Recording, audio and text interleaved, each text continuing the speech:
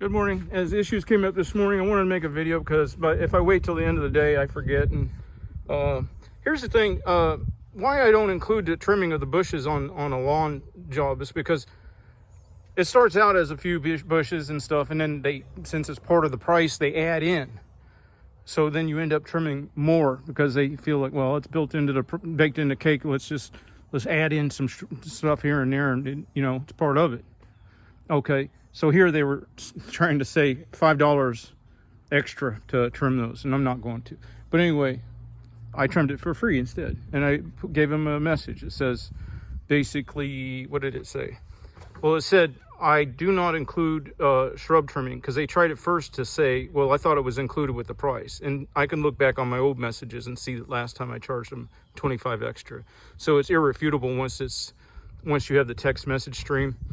But these people in this area, they will always try to whack you with this and that. But not only do they add shrubs if you have it as part of the price, then because it's such a subjective operation, it goes from as needed to every occurrence.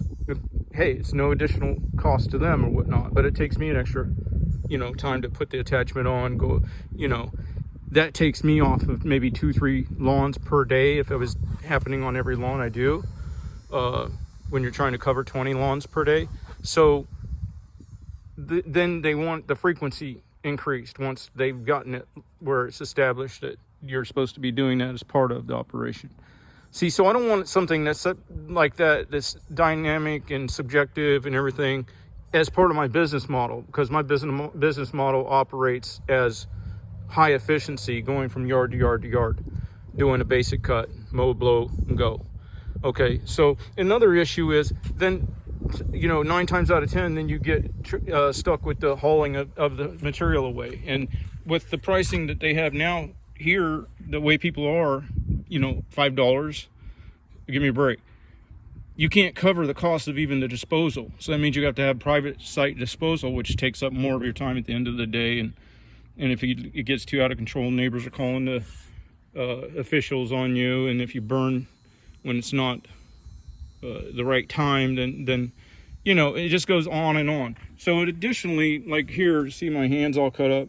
I went to grab the blower out of here and it wasn't in its normal position. I end up pulling this way, catching on 3 or 4 of them barbs. It pulled because I was in rapid motion. I'm always in rapid motion. That's part of my business model.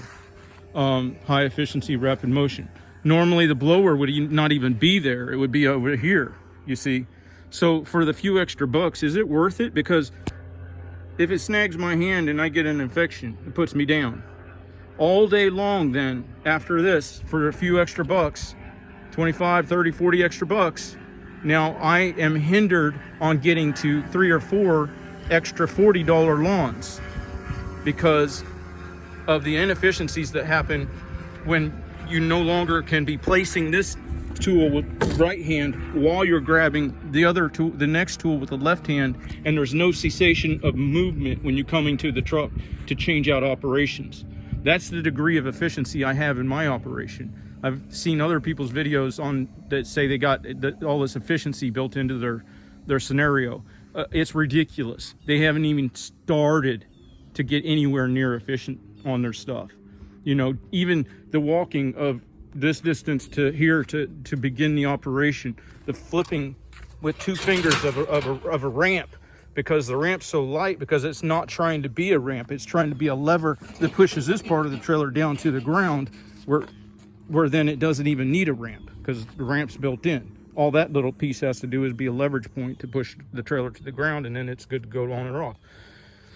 To being able to step on left foot, right foot, and seat, from any side, any direction, any scenario of this mower, from being able to go through narrow roadways. A lot of the roadways here, if you look at some of the trucks in front of you that are full size, the mirrors are hanging out into the next lane, and the other side is hanging out over the curb. That's how narrow some of the streets are. So to me, it's annoying to see people who try to say, well, we're optimizing efficiency but yet they don't understand that having a truck that can do everything automatically makes it so that it can't do one thing that's very important, is be efficient. Because if you add the capacity and capability to your rig to take care of any blue moon request, then it's automatically going to take the efficiency out of that rig that's necessary to cover 20 yards solo for a 50-year-old man, 52-year-old man. So anyway, that's the short perspective that I wanted to give out there. So I'm going to get back to work. Y'all have a good day. I always forget to mention a crucial part too, and for younger folks or people less experienced at dealing with private market type situations, what happened with this conversation too is they tried to make the claim that I did it for 5 extra last time, which I know to be untrue because I can look at my text message streams. But also they try to coerce you into doing it with sweet talk, like, oh, you did it for 5 and you did such a good job. But you see, the first sentence in my reply was, I don't want to be good at doing shrubs. And then I listed the reasons, because the potential for them to add shrubs, and also it being subjective as to when it's needed and the frequency increases, and you know, I address those issues just to let them know that no, I do not, as a rule, have shrubs as part of the lawn service. All right, yeah, just be aware that there's more than one way that people try to coerce a person to do stuff, and one of them is to say, oh, you did such a good job. See, so that little pat on the back for somebody inexperienced might prompt them to want to do it on the regular. But once you get into doing it on the regular, there's no more pats on the back. It's just expected. All right, I'll catch you later. Oh yeah, one more thing. All lawn customers start out good. Now, some of them deteriorate from good to bad within the first 2 sentences, some within the first 2 months or weeks. And it's very similar to dealing with tenants and renters. I know a lot about that. So anyway, just so you know, the relationship between the service provider and the customer is never locked in, almost never.